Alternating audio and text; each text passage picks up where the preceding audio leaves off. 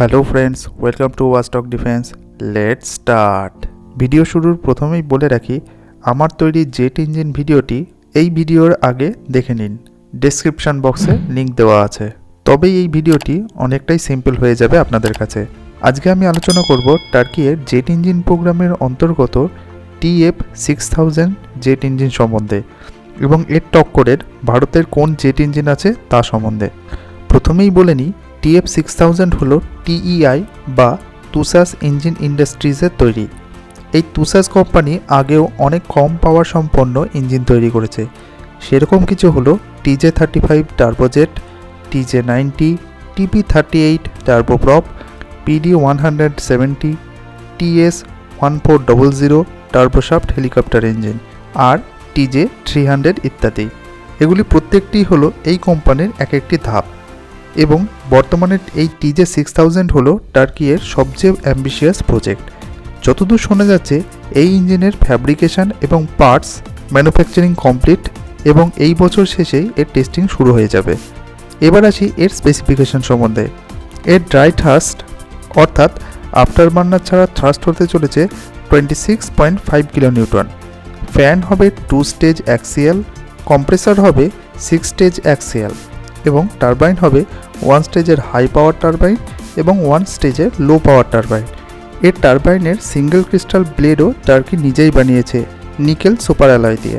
পরে এই ইঞ্জিনে আফটারবার্নার অংশ লাগিয়ে TJ10000 ইঞ্জিন বানানো হবে, যা থেকে 44.82 কিলোনিউটন থ্রাস্ট বের করা সম্ভব হবে আশা করা যায়। TJ6000 ইঞ্জিনকে মূলত ব্যবহার করা হবে কিজিলেলমা ইউক্যাবে। এই সমস্ত এক্সপিরিয়েন্সকে গ্যাদার করেই টার্কি ভবিষ্যতে TJ35000 ইঞ্জিন বানাবে, যা আকারে হবে বড় এবং এর থ্রাস্ট হবে 150 কিলোনিউটনের মতো, যা তাদের 5th জেনারেশন বিমান TEI-TFX এবং হারজেটে ভবিষ্যতে লাগতে চলেছে। এবার আমি এই রকম কী ইঞ্জিন ভারত তার নিজস্ব প্রযুক্তিতে বানিয়েছে সেই সম্বন্ধে আলোচনা করি। জেট ইঞ্জিন বা টার্বোফ্যান ইঞ্জিন সম্বন্ধে ভারতের ট্র্যাক রেকর্ড কোনোদিনই ভালো নয়। ভারতের এই ধরনের ইঞ্জিন বানায় DRDO এর আন্ডারের GTRE বা gas turbine research establishment. GTRE দ্বারা তৈরি প্রথম ইঞ্জিন হলো GTX3714U, যেটা 1977-এ প্রথম তৈরি হয়। সেটাকে কিছুটা আপগ্রেড করে তৈরি করে GTX3714UB, কিন্তু এই ইঞ্জিন তার ম্যাক্সিমাম পোটেনশিয়াল অবধি কোনোদিনই পৌঁছাতে পারেনি। তারপর GTRE সম্পূর্ণ নতুন ডিজাইন নিয়ে তৈরি করে GTX35VS বা কাবেরী ইঞ্জিন।